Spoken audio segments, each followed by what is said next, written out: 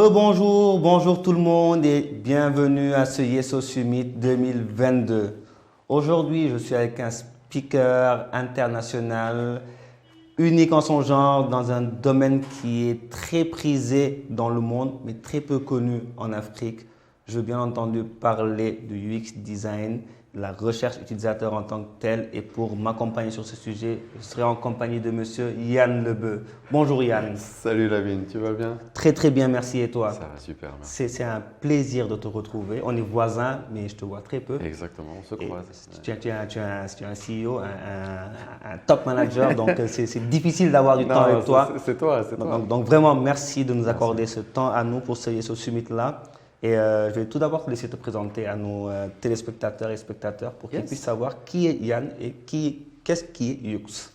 Merci beaucoup, merci de l'invite et bravo pour l'initiative. Je m'appelle Yann, je suis français d'origine, ça fait une dizaine d'années que je vis au Sénégal.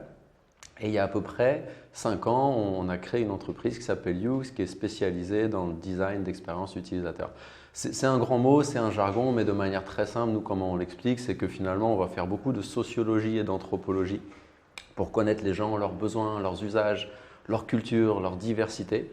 Et à la suite de ça, on va créer des produits digitaux. Et donc, cette partie création, c'est la conception donc, du design, dans lequel, à la fin, le livrable final peut être le design d'une application mobile, d'un logiciel ou d'un site web. Et on fait tout ça pour être sûr qu'en Afrique, on ait des logiciels et des apps qui soient bien adaptés au contexte et aux différentes populations et à leur diversité. Et voilà. Si je comprends bien, ton métier, c'est de faire en sorte qu'une entreprise qui veut sortir un produit doit passer par ta structure pour savoir si ce produit est effectivement adapté à la population cible de ce produit-là. C'est exactement ça. Donc, soit pour un nouveau produit, si tu es une start-up et tu as envie de te lancer sur un marché, mais tu ne connais pas exactement bien tes cibles et leurs attentes, soit tu es une boîte existante. Et tu peux être une boîte internationale comme Google. Donc aujourd'hui, on travaille par exemple avec Google pour les aider à adapter des produits de paiement au Nigeria et en Afrique du Sud. Parce qu'ils ont des produits qui marchent aux États-Unis, ils n'ont aucune idée de comment ça peut marcher dans le contexte africain. Exact. Et après, on va bosser aussi avec des opérateurs télécoms, des grosses ONG. Chacun a des besoins un petit peu différents en fonction de son stade, mais finalement, on voit que l'important, c'est juste de bien connaître son utilisateur pour faire un produit qui est adapté. Et si le produit est adapté, il va beaucoup mieux marcher. Les gens vont rester dessus, vont plus l'utiliser et vont être plus satisfaits. Nous, ce qui nous plaît derrière tout ça, c'est de s'assurer que la culture et les valeurs, l'identité des gens soient reflétées dans les produits qu'ils utilisent, plutôt que de toujours faire du copier-coller depuis l'Occident. Excellent. Pouvoir avoir une adaptation locale aux réalités locales et faire en sorte que ce produit soit le produit le plus intéressant possible pour l'utilisateur. Exactement. L'utilisateur final. Et du coup, moi j'ai bien compris, mais est-ce que tu peux nous expliquer tout simplement quels sont les différents métiers qui existent chez UX? Ouais, de manière très simple, en fait, on va avoir 2 voire 3 gros métiers. Mais un premier, ce qu'on appelle le UX Research ou la recherche utilisateur. Il faut voir ces personnes comme des sociologues ou des anthropologues. En gros, des personnes qui, comme toi, ont un petit carnet et vont passer du temps, comme toi, à aller interviewer des gens. Avec des conversations assez ouvertes pour essayer de comprendre quels sont les besoins, les frustrations, d'une personne dans un contexte très précis. Et donc, c'est des conversations très open, en général, qui durent 1 heure ou 2 et qui nous permettent de ressortir plein d'informations. Ensuite, cette personne va travailler avec des designers dans une partie, on va dire, atelier. Donc là, ça va être un métier plus qui est de facilitation d'atelier, donc il va penser un petit peu au design thinking. Et donc, c'est toutes ces informations que tu auras vues sur le terrain, comment tu arrives avec tes collègues à faire sens de tout ça et arriver avec quelques solutions. Et donc les solutions à ce niveau-là, elles ne sont pas forcément matérialisées. Et c'est donc la 3e étape qui est de matérialiser toutes ces solutions sur des formats de user journey dont vous utilisez aussi beaucoup dans l'inbound marketing. Mais nous, ça peut aller jusqu'à la création de ces interfaces utilisateurs, des user flows. Donc ça va être l'enchaînement des différents écrans, donc l'écran 1, l'écran 2, l'écran 3. Et puis ensuite, on va designer ces différents écrans. En général, nous, on va travailler avec des entreprises technologiques qui ont, eux, des programmeurs et développeurs. On va s'arrêter à leur livrer tous les écrans bien designés qui correspondent à la recherche et aux besoins qu'on a vus. Et comme ça, eux, ils peuvent foncer avec le code. L'avantage, c'est qu'ils n'auront pas a priori à le casser parce qu'il y a déjà toute une recherche qui a été faite. Et donc, finalement, on sait que les interfaces qui sont là sont a priori déjà validées en partie par les utilisateurs. Je dis en partie parce que c'est quelque chose d'itératif et c'est jamais parfait. Il faut toujours revenir ensuite et tester et redévelopper et retester. Vous êtes dans un processus d'amélioration continue. Exactement, c'est vraiment l'idée. Et est-ce que ça veut dire que chez Yux, vous ne développez pas? On ne développe pas. Alors, pour les clients.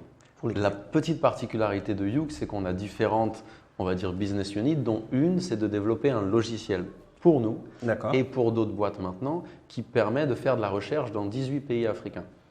Typiquement, demain, Byfeeling veut lancer une étude sur 18 pays. On va pouvoir te laisser des accès à cette plateforme. Tu vas avoir un réseau de 180, 200 enquêteurs dans tous ces pays qui parlent les langues locales, qui viennent de toutes les régions. Et tu vas pouvoir leur donner ton questionnaire qu'eux vont administrer en face à face.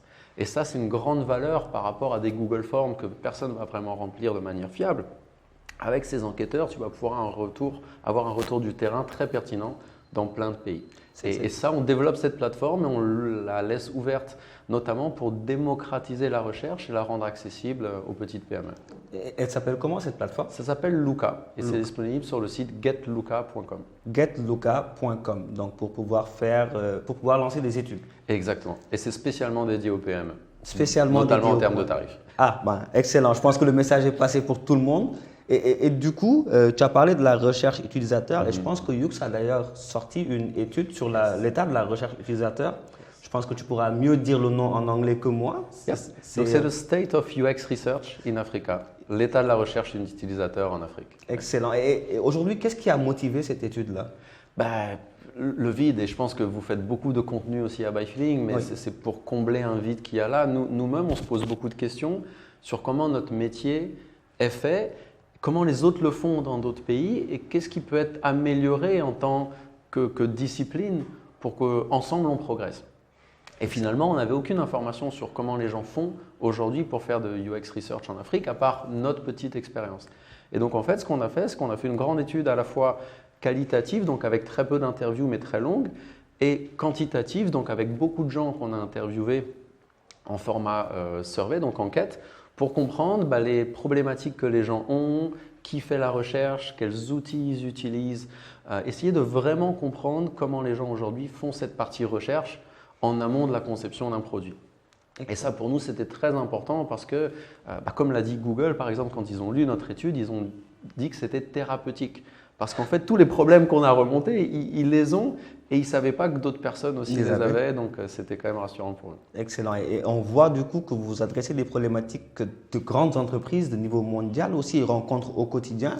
Et justement, cette étude, comme tu l'as dit, a permis aussi de mettre en avant ces problématiques-là.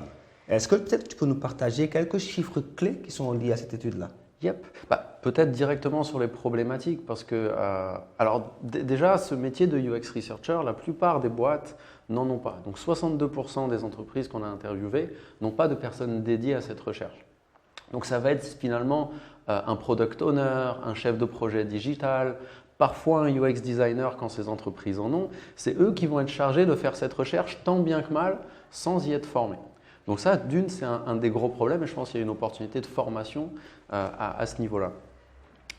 De deux, la plupart des gens utilisent toujours des outils très classiques pour faire cette recherche, notamment Google Forms, qui est bien, mais tu ne vas pas très en profondeur en utilisant un Google Forms. Et donc, en fait, il y a vraiment un besoin de donner des outils adaptés comme Luca et comme d'autres, et surtout d'autres méthodologies.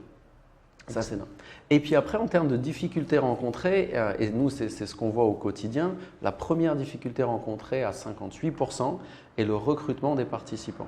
Demain, tu veux faire une étude sur ta nouvelle app de couture, parce que je sais que tu es un grand fan de mode, tu veux faire une étude dessus, ton premier besoin va être de recruter des gens que tu vas interviewer. Et tu ne peux pas rencontrer n'importe qui dans la rue, tu vas avoir besoin de gens qui correspondent à ta cible. Et ce profilage et le recrutement de ces personnes qui correspondent à ta cible est un vrai challenge. Nous, on le fait en ce moment en Afrique du Sud, au Nigeria, justement pour Google. C'est très précis les critères qu'ils nous demandent en termes d'âge, en termes de genre, en termes d'utilisation de produits digitaux. Et donc, c'est ça qui prend énormément de temps. Ça, donc, c'est la première contrainte. Deuxième contrainte, et ça on était très surpris de ça à 47% je crois, les gens ont du mal en interne à faire comprendre la valeur de tout ce process à leurs décideurs et à faire en sorte que les apprentissages issus de ces recherches soient appliqués par leurs décideurs. Pourquoi? Parce que dans beaucoup de boîtes, notamment des PME, tu vas toujours avoir un CEO qui pense qu'il connaît tout. Et ça, on les a tous eus, ou des chefs de projet en face, on les a tous eus. Ces personnes qui disent oui, oui, elle est bien ton étude, mais moi je connais mon client. Oui. Et parfois, ils n'ont pas tort. Mais quand tu vas vraiment creuser et avoir des données fiables, tu peux leur montrer qu'ils ont tort. Et c'est ça qui n'est pas simple, mais c'est ça aussi l'avantage de faire des études de manière organisée et structurée. C'est que si tu es juste un designer et que tu vas papoter à 3 users et après que tu dis à ton boss, oui, mais regardez ce que j'ai appris, c'est vrai, c'est ça qu'il pense, il ne va pas te croire. Tandis que quand tu as un modèle structuré de recherche, c'est ça qui va t'aider à convaincre les décideurs dans ton entreprise. Et c'est de ça qu'aujourd'hui ont besoin les gens quand ils font de la recherche ou du design en Afrique. Est-ce que c'est un besoin réel en Afrique, ce besoin de faire de la recherche utilisateur avant de lancer un produit? Et est-ce que les entreprises en tant que telles en sont conscientes? Alors, ce n'est pas toujours un besoin, et c'est ça qui est intéressant, c'est que nous, toutes les boîtes n'ont pas besoin de faire du design et de la recherche. Je pense que c'est intéressant d'avoir ce processus quand tu es dans un milieu assez compétitif. Quand tu sais que tu es le leader et que ta valeur ajoutée dans la distribution ou ton réseau de distribution, ce n'est pas tellement la valeur de ton produit digital ou de ton expérience qui va faire la différence. Par contre, et on le voit aujourd'hui, quand tu compares différentes apps de fintech au Sénégal, sans les citer, beaucoup de gens ont tout de suite migré sur un produit juste parce que l'expérience est beaucoup plus simple. Et ça, je pense que c'est le cas dans les milieux compétitifs. L'expérience devient un critère majeur de choix entre les personnes. On étudie encore les fintech, nous au Nigeria en ce moment. Il y a tellement de choix que les gens, ils essayent en 2-3 clics. S'ils ne sont pas satisfaits ou rassurés, ils vont ailleurs. Et donc, du coup, ça devient important. La recherche, elle est importante dans plusieurs cas, pas tout le temps. Elle est intéressante quand tu lances sur un nouveau marché. Donc, par exemple, tu es au Sénégal, mais tu veux adresser une nouvelle cible. Donc, par exemple, tu fais une application pour les boutiquiers et tu cherches à faire ton application ou des services pour les coiffeurs ou les restaurants, qui sont des business peut-être un peu plus structurés. Et en fait, là, la recherche va devenir importante pour essayer de bien comprendre les besoins spécifiques de ces gens et quelle interface, du coup, ou quel outil tu vas pouvoir leur développer. Donc ça, c'est un deuxième besoin, et c'est souvent là-dessus aussi qu'on est sollicité, c'est quand des boîtes se développent dans un autre pays. Donc typiquement, une boîte comme InTouch qu'on a accompagnée, qui cherche à comprendre comment les gens au Nigeria, au Ghana ou dans d'autres pays vont pouvoir fonctionner. On a beaucoup travaillé aussi avec des fintech en Afrique du Sud, qui essayent d'attaquer le marché égyptien. Et donc, par exemple, on a fait une petite étude là-bas en Égypte pour leur montrer quelles sont les opportunités pour eux.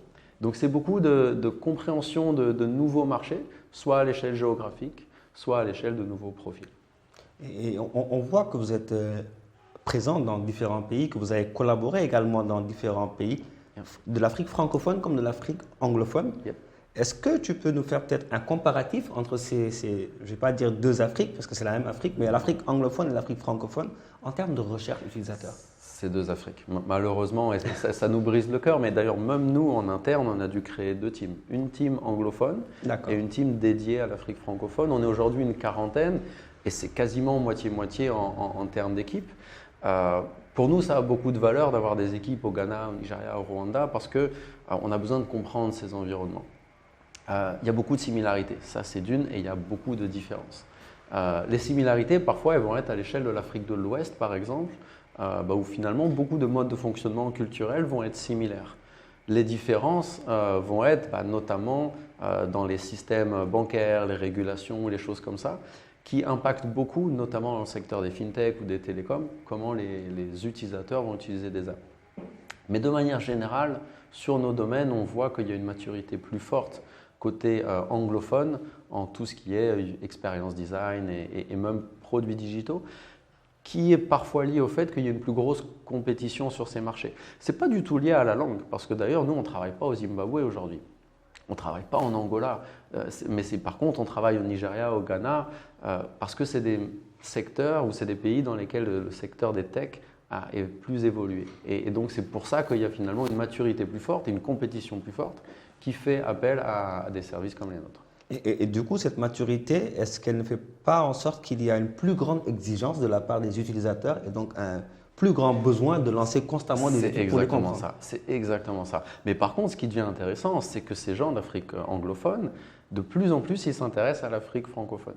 Et on est de plus en plus nous contactés par ces grosses fintechs nigérianes qui lèvent des millions ou se font racheter et qui s'intéressent au marché francophone. Et c'est là où ça devient intéressant, c'est parce qu'on n'est pas beaucoup à être capable de faire des ponts entre ces deux Afriques et c'est ça qui est fascinant et même culturellement. Nous, ce qu'on adore dans notre entreprise, c'est quand ensemble, tu peux mettre des gens de différents pays et qui partagent, même à titre individuel et personnel.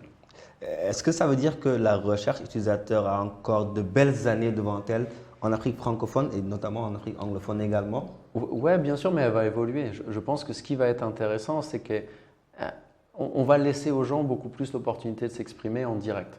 Donc, il n'y aura plus forcément besoin d'avoir des gens comme Yann qui vont se déplacer et aller interviewer des agriculteurs en Tanzanie. De plus en plus, il y aura des canaux très rapides. Et en fait, on va passer d'un mode de recherche qui était de faire une grosse recherche par an à une recherche par mois sur des tout petits sujets. Et tu vas valider est-ce que le nouveau capuchon de ton stylo, il va être intéressant dans ce marché. Et pour faire un parallèle avec le digital, c'est quand tu vas ajouter une fonctionnalité à ton app, tu vas faire une étude pour valider ça et demander à des gens qui se sont déjà inscrits, qui sont prêts à participer. Versus valider entièrement toute une app et toutes les fonctionnalités sur une grosse étude annuelle. Excellent. Tout à l'heure, dans ton propos, au début, tu parlais de l'étude que vous avez lancée sur l'état de la recherche utilisateur. Tu parlais d'un point sur l'étude quantitative et l'étude qualitative. Ouais. Est-ce qu'aujourd'hui, en tant qu'entreprise, il y a un choix à faire entre ces deux types d'études? Est-ce qu'il faut les mixer ou est-ce qu'il faut en faire une puis une autre? Quel est le cheminement? Tout dépend de ton besoin. De manière très simplifiée, en général, l'étude quantitative va t'aider à comprendre où est-ce qu'il y a un business, où est-ce qu'il y a un marché, notamment en termes de segments. Donc, on va beaucoup travailler avec ces entreprises qui cherchent à comprendre l'Afrique francophone parfois. Et on va leur dire, voilà, finalement, grâce à cette étude quantitative où on va interviewer 500 000 personnes, on a remarqué qu'a priori, les gens les plus intéressés par vos services seraient cela, cela et cela. Et donc ça, c'est l'étape 1. L'étape 2, qui est l'étape qualitative, et idéalement, du coup, tu les mixes, va te dire quoi faire avec ces gens-là. Et donc, l'étude quantitative va te dire est-ce qu'il y a un business et avec qui? L'étude qualitative va te dire quoi designer, quoi faire, quel service développer pour ces gens-là. Pourquoi? Parce que l'étude qualitative va poser la question des frustrations et des besoins. Ce que ne va pas poser l'étude quantitative. Okay. Mais parfois, si tu sais exactement qui est ta cible et que tu as juste besoin de savoir de quoi ils ont besoin, tu peux aller directement avec une étude qualitative. Nous, la méthodologie idéale, c'est tout le temps de mixer et d'alterner entre du quanti, du quali, ensuite du quanti pour revalider sur les concepts que tu as développés. Et plus tu fais ça, plus tu raffines à chaque fois ta cible et ton opportunité. Et tu as parlé d'un point qui est important, la cible pour pouvoir l'affiner. Et surtout aussi du point de ces dirigeants, notamment de PME, qui vont te dire « je connais ma cible ». Est-ce que réellement on connaît vraiment sa cible avant d'avoir fait une étude? Jamais. Jamais. Et ce qui est fascinant dans notre continent, c'est que ta cible, elle change tous les 6 mois. Avec des compétiteurs qui arrivent, avec des nouveaux usages, avec des nouvelles régulations ou des nouvelles lois, pardon. Et c'est ça qui est génial, c'est que finalement, tu peux refaire une étude tous les 6 mois, tu vas apprendre des nouvelles choses parce que ta cible aura changé. Ce qui est chouette aussi, c'est qu'on le voit, l'usage du smartphone et du digital est en train de grandir. Et donc, si ta cible et les gens sont les gens déjà très matures, peut-être qu'effectivement, tu ne verras pas beaucoup de changements. Mais nous, on avait travaillé un moment sur les vendeurs de rue, et il y a quelques années, même avec vous. Oui. L'évolution en quelques années des usages du digital par les vendeurs de rue est incroyable. Et donc, si tu restes sur ce que tu as appris il y a 3 ans, tu es complètement à côté de la plaque. À l'époque, ils utilisaient Viber, je crois, ou même Imo ou d'autres apps. Viber et Imo, c'est vrai. Et c'est des mots, c'est des noms dont on n'entend plus jamais parler aujourd'hui. Donc, tu vois bien que ça évolue. C'est vrai. Et alors, on va peut-être profiter un peu de ton expérience. Tu as fait beaucoup de pays. En Afrique, quel est le pays qui t'a le plus séduit et le plus surpris en termes de maturité digitale? C'est une bonne question. Bizarrement, je dirais le Sénégal. Le Sénégal, ce qui est très particulier au Sénégal, c'est qu'il n'y a pas toujours beaucoup de gens alphabétisés en français, ou en Wolof non plus. Lire et écrire en Wolof est compliqué. Oui. Mais les gens utilisent le digital. Le smartphone a une pénétration très importante, y compris en zone rurale, quand on va travailler avec des agriculteurs. Ce que tu ne vois pas dans d'autres pays, par exemple, comme la Tanzanie ou le Rwanda, où les gens sont totalement alphabétisés. Ils peuvent lire et écrire le Kinyarwanda ou le Swahili, mais n'ont pas de smartphone et sont très peu digitalisés. Et c'est ça que je trouve intéressant, c'est que pour avoir des expériences très riches sur le digital, souvent tu as besoin des deux, des gens qui utilisent le digital et qui sont alphabétisés idéalement. Et finalement, tu vois une très grosse variété. Donc ça, j'ai bien aimé. Sinon, ce que j'ai vraiment aimé, moi, c'est quand même les usages qu'on a étudiés en Tanzanie sur les prêts et les groupes de prêts en commun. Les usages de FinTech là-bas sont très élaborés, notamment pour des agriculteurs. Et c'est vrai qu'on bosse beaucoup dans l'agriculture et on était surpris à quel point des gens qui n'ont pas fait les bancs sont capables d'utiliser des systèmes qui me paraissent, moi, assez complexes en termes de groupes d'investissement, de groupes de prêts, qui sont un peu plus élaborés même que les tontines qu'on a ici en Afrique de l'Ouest, qui sont un modèle assez simple. Là-bas, ils ont un modèle un peu plus avancé, je trouve, avec un système de parts et d'actions dans ces systèmes. Et tout est géré via le digital, donc via souvent l'USSD ou des apps mobiles. Et j'ai trouvé ça très fascinant. Deuxième aspect, c'est le Nigeria sur leur aspect FinTech. C'est vraiment très intéressant parce que ce n'est pas poussé par le secteur des télécoms comme ça l'est dans beaucoup de pays avec le mobile money, c'est vraiment poussé par le secteur des banques et des FinTech players qui sont des pure players dedans. Et ça apporte énormément d'usages et de services intéressants. Alors, je vais peut-être poser une dernière ou avant-dernière question. De cette expérience-là, de ces différents pays, est-ce que tu penses qu'il est possible aujourd'hui d'avoir des apprentissages qu'on va prendre en Tanzanie ou en Somalie ou au Rwanda et l'appliquer au Sénégal? Est-ce que c'est possible ou c'est deux cultures totalement différentes et chaque pays ayant sa réalité, il est impossible de prendre des apprentissages de là-bas et de les implémenter ici?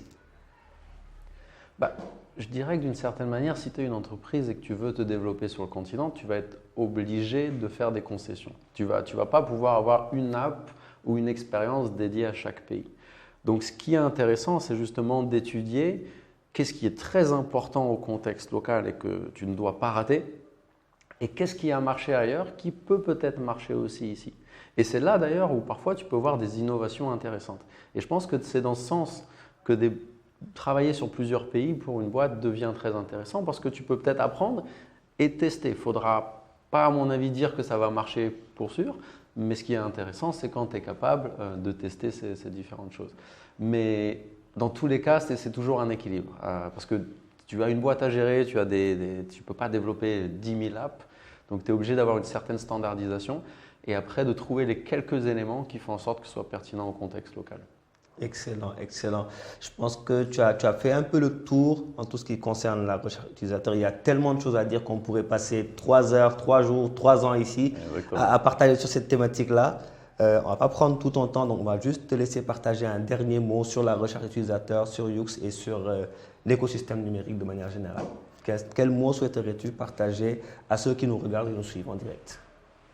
De suivre ByFeeling. Je pense que d'avoir des créateurs de contenu comme ByFeeling, il en faut. Et ce n'est pas parce que c'est nos voisins et nos amis depuis longtemps, mais moi, ce que j'aime beaucoup avec la démarche de ByFeeling et la nôtre, c'est que c'est en fait des process assez similaires, appliqués au marketing et à la communication de votre côté ou appliqués à la création de produits de notre côté. Et c'est ça que je trouve génial parce que vous appliquez une méthodologie très structurée pour apprendre des gens, synthétiser sur des formats de persona, de user journey ou autre, et après créer du contenu pertinent. Oui. Et nous, finalement, on a le même process pour créer les outils digitaux et vous créez du contenu pour du marketing. Et c'est en fait en ça que je trouve fascinant que c'est deux mondes parfois qui sont éloignés, mais en fait nos méthodologies sont souvent très proches. Et pour nous, à mon avis, d'avoir des gens intéressés par le inbound marketing qui peuvent aller dans le UX design et vice-versa, je pense que ce serait très intéressant. Et donc j'espère qu'on a toutes ces deux entités avec nos spécialisations un avenir très brillant. Voilà. J'encourage tout le monde à aller découvrir ces deux métiers du inbound marketing et du UX aussi. Et d'ailleurs, je sais qu'il y a des étudiants qui nous suivent. Est-ce qu'aujourd'hui, il y a un cursus spécifique à suivre pour faire de la recherche utilisateur? C'était un gros challenge parce qu'il y a très peu d'écoles, voire aucune, qui en forment en Afrique. C'est pour ça qu'on a lancé la UX Design Academy. Donc vous pouvez regarder sur notre site, c'est tout un cursus de formation avec différents formats qui nous permet, nous, de manière très pratique, parce que de toute façon, il n'y a que par la pratique que tu peux vraiment apprendre la recherche utilisateur, que tu peux te former dessus. On essaye de faire des partenariats avec des écoles comme ISM ici, et on a pris pas mal de leurs jeunes dans nos rangs et c'est vraiment chouette, mais ça me manque encore. Par contre, l'avantage, c'est que c'est aussi un métier, c'est sa beauté, qui est ouvert à tout le monde. Tu n'es pas obligé d'avoir un background spécifique pour être bon en recherche utilisateur. Notre directrice de recherche aujourd'hui, Aïssatou, était sage-femme avant. On a des gens qui viennent du marketing, qui viennent du secteur de la santé. Nadia, que tu as vu aussi en interview, elle a fait des études en médecine à la base. Ah, d'accord, je savais. Et donc en fait, tout le monde, et c'est la beauté monde. de ce métier, c'est à partir du moment où tu as une fibre qui est capable d'écouter aux gens et que tu es passionné par le fait d'écouter et de comprendre les problèmes des gens, et ensuite de leur trouver des solutions, bah, tu es un bon designer. Et tu es potentiellement un très bon researcher. Et je pense que c'est ça aussi la beauté de ces métiers. C'est pour ça qu'on peut encourager plein de gens d'aller rejoindre ces métiers. C'est que bah, tu te découvres. Et moi, je trouve que c'est un métier passionnant. Même moi, aujourd'hui, tu vois, on a beau à devoir gérer une boîte, être dans la compta, ces machins. J'ai passé 2 semaines en Tanzanie à interviewer des gens et j'ai trouvé ça magnifique. Excellent, excellent.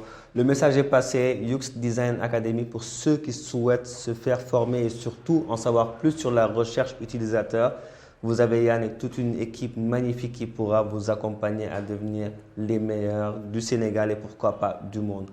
Merci beaucoup Yann. Amin. Merci beaucoup. C'est un plaisir toujours de pouvoir échanger avec toi. On en apprend pas mal, on en apprend beaucoup. Et c'est un honneur tout simplement. Nous te remercions vraiment. Et nous vous disons à vous tous, merci de nous avoir suivis pour cette keynote du YESO Summit 2022. Merci Yann et on se retrouve bientôt pour une prochaine keynote.